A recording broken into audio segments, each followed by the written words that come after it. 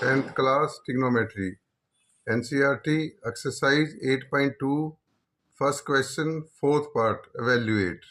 Solution: sin 30 degree plus tan 45 degree minus cosec 60 degree whole upon sec 30 degree plus cos 60 degree plus cot 45 degree. sin 30 degree is equal to cos 60 degree की value क्या होती है 1/2.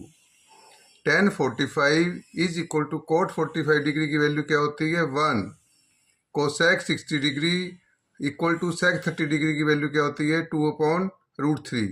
तो हम sin 30 की value क्या put कर देंगे 1/2. tan 45 डिग्री क्या होता है 1 और 1 को लिख सकते हैं 1/1 माइनस cosec 60 डिग्री की वैल्यू क्या होती है 2/√3 होल अपॉन sec 30 डिग्री की वैल्यू क्या होती है 2/√3. cos 60 डिग्री की वैल्यू क्या होती है 1/2 प्लस cot 45 डिग्री वैल्यू क्या होती है 1 को लिख सकते हैं 1/1. अब 1/2 को प्लस 1/1 को हम सोल्व करेंगे.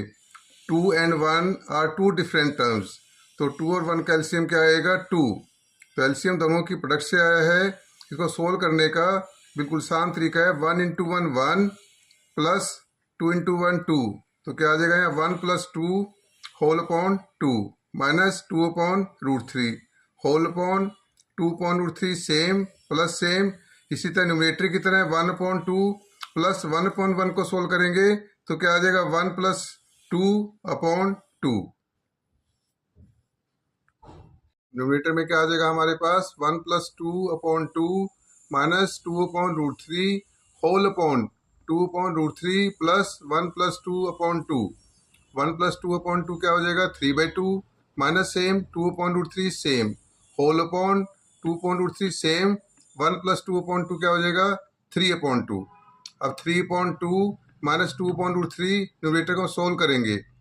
2 and √3 are two different terms, और तो इसका एलसीएम क्या आएगा 2 × √3. एलसीएम क्या आएगा 2√3. प्रोडक्ट दोनों टर्म डिफरेंट हो और दोनों की प्रोडक्ट से आया हो तो इसको सोल्व करने का इजी मेथड है 3 × √3 3√3 माइनस 2 × 2 4 और एलसीएम क्या है 2√3 होल अपॉन डिनोमिनेटर ही सेम है, सिर्फ डिनोमिनेटर क्या डिफरेंट है यहाँ प्लस का साइन है. क्या साइन है प्लस का, तो डिनोमिनेटर का एलसीएम भी क्या आएगा √3 and 2 का कैल्शियम आएगा 2√3. और डिनोमिनेटर को भी न्यूमरेटर की तरह सोल्व कैसे करेंगे 2 × 2 4 प्लस 3 × √3 3√3. तो न्यूमरेटर में क्या हमारे पास अब 3√3 माइनस 4 अपॉन 2√3 होल अपॉन का मतलब क्या होता है डिवाइड. होल अपॉन का मतलब क्या होता है डिवाइड. और डिवाइड में हम क्या कर देते हैं मल्टीप्लाई कर देते हैं. डिवाइड में हम मल्टीप्लाई कर देते हैं और नीचे की टर्म का हम क्या कर देते हैं रेसिप्रोकल. नीचे की टर्म का हम रेसिप्रोकल कर देते हैं, उल्टा कर देते हैं. तो क्या आएगा इसे उल्टा करने से 2√3 अपॉन 4 प्लस 3√3. तो फिर अगला स्टेप क्या आएगा 2√3 कैंसिल 2√3 इज कैंसिल. तो न्यूमरेटर में हमारे पास क्या बचेगा 3√3 माइनस 4. न्यूमरेटर में क्या बचेगा 3√3 माइनस 4 अपॉन डिनोमिनेटर में क्या बचेगा 4 प्लस 3√3. डिनोमिनेटर में बचेगा 4 प्लस 3√3. अब हमें क्या करना है रेशनलाइज. रेशनलाइज का मतलब होता है डिनोमिनेटर में स्क्वायर रूट को ख़त्म करना है. डिनोमिनेटर में स्क्वायर रूट को ख़त्म करना है. और डिनोमिनेटर में दो टर्म है 4 प्लस 3√3, दोनों प्लस की हैं और प्लस में ऑर्डर मैटर नहीं करता. जब डिनोमिनेटर में स्क्वायर रूट ख़त्म करना हो और दोनों टर्म प्लस की हो तो बड़ी टर्म को पहले लिख लो, छोटी को बाद में. इसको रेशनलाइज करने में बाद में बहुत आसानी रहती है. और 3√3 4 से बड़ा होता है. 3√3 4 से बड़ा होता है. तो हम नेक्स्ट स्टेप क्या करेंगे 3√3 माइनस 4 होल अपॉन क्या लिख लेंगे 3√3 प्लस 4. अब इसको हमने क्या करना है रेशनलाइज. डिनोमिनेटर को हमने स्क्वायर रूट क्या करना है खत्म. जिस तरह हम 7 को लिख सकते हैं 7 × 1, इसी तरह हम इसको मल्टीप्लाई करके 3√3 प्लस 4 है तो रेशनलाइज में प्लस है तो माइनस से करते हैं, माइनस है तो प्लस. तो 3√3 माइनस 4 अपॉन 3√3 माइनस 4 से मल्टीप्लाई कर देंगे. 3√3 माइनस 4 अपॉन 3√3 माइनस 4 का मतलब होता है 1. और किसी नंबर को 1 से मल्टीप्लाई करो कोई इफेक्ट नहीं पड़ता, लेकिन 3√3 माइनस 4 अपॉन 3√3 माइनस 4 से मल्टीप्लाई करने से डिनोमिनेटर का स्क्वायर रूट खत्म हो जाएगा. वही हमारा मतलब है जब डिनोमिनेटर का स्क्वायर रूट खत्म होएगा जब ही हमारा आंसर आएगा. यही रेशनलाइज का मतलब होता है. न्यूमरेटर में क्या आ जाएगा हमारे पास 3√3 minus 4 multiply 3√3 minus 4 whole upon denominator में क्या आ जाएगा 3√3 प्लस 4 मल्टीप्लाई 3√3 माइनस 4। अब न्यूमरेटर में डंटी लगेगी a minus b is equal to a minus b का होल स्क्वायर और डिनोमिनेटर में लगेगी a minus b is equal to a square minus b square where a is equal to 3√3 b is equal to 4।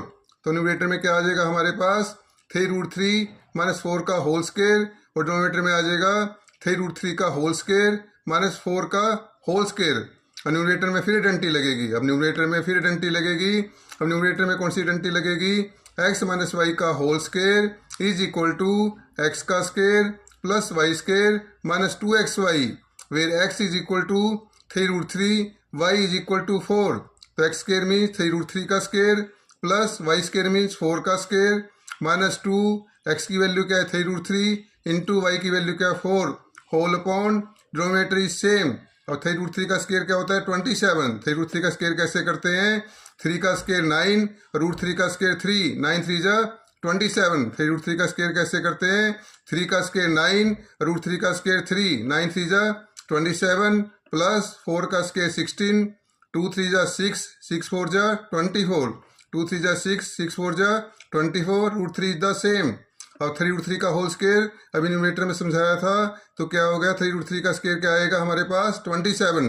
3√3 का square क्या आएगा 27 minus 4 का square 16 27 plus 16 like terms हैं तो इसकी एक टर्म बन जाएगी 27 plus 16 equal to 43 minus 24√3 unlike term है इसको ऐसे लिख देंगे minus 24√3 whole upon 27 minus 16 equal to 11। तो रिक्वायर्ड आंसर क्या आ गया हमारे पास 43 minus 24√3 whole upon 11 which is the required answer. Video अच्छी लगे तो लाइक और सब्सक्राइब करें। Thank you.